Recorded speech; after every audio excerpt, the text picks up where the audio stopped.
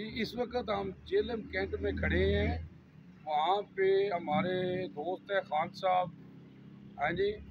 اور ان کو ہم نے قرآن پاک گفٹ کرنے ہیں. ماشاءاللہ خان صاحب بہت زبردست کام کر رہے ہیں.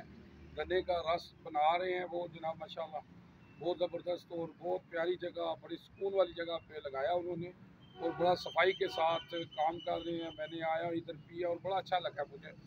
تو میرا دل کیا کہ ان کو قرآن پاک گفٹ کر دیں. قرآن پاک ایک ایسی کتاب ہے جو اللہ کے ہاں محفوظ ہے اور اللہ نے اس کی قسم دی ہے اس کو کوئی بدل نہیں سکتا. اگر ہم اس پر عمل کریں تو ہماری زندگی بدل سکتی ہے. میں کیا بیان کروں صلی اللہ علیہ وسلم کی شان میں. اللہ نے سب کچھ نازل کر دیا ہے قرآن میں. اما عائشہ سے کسی نے پوچھا آپ صلی اللہ علیہ وسلم کی سیرت کیا ہے تو اما عائشہ فرماتی ہے قرآن قرآن. آپ صلی اللہ علیہ وسلم فرماتے ہیں قرآن پڑھا کرو قرآن پڑھا کرو یہ قیامت کے دن تمہاری سفارش کرے گا. اللہم صلی علی محمد و آل محمد. جی آئیں جی خان صاحب کو قرآن پاک گفٹ کرتے ہیں.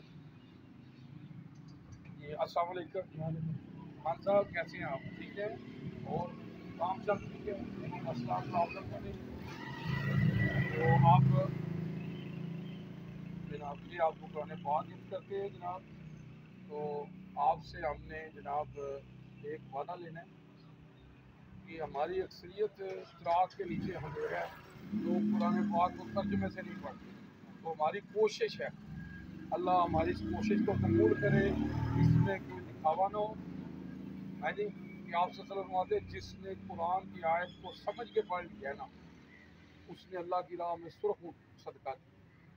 تو سرخ اونٹ اس وقت بڑی قیمتی چیز تھی. اس وقت آپ صلی اللہ علیہ وسلم نے اس کی مثال دی تھی. اس کا اجر ہی بڑا اجر ہے. ہاں جی قرآن پڑھنے کا بھی بڑا ثواب ہے اور سمجھ کے پڑھنے کا کہ اللہ کا پیغام کیا ہے اللہ ہمیں کیا پیغام دے رہے ہیں. ہاں جی اللہ قرآن پاک میں فرما رہا ہے کہ وہ جس نے ایک انسان کی زندگی بچائی اس نے پوری انسانیت کو بچایا. تو یہ جو ہے نا جی ہمارا پیغام ہے. آپ خان صاحب آپ سے جزاک اللہ. آج بھی ہم ہر جنگ جیت جائیں گے. آج بھی ہم ہر جنگ جیت جائیں گے بدر کی طرح اگر ہم ہو جائیں ابو بکر عمر عثمان علی کی طرح. اللہم صلی علی محمد و آل محمد. جاوا جی.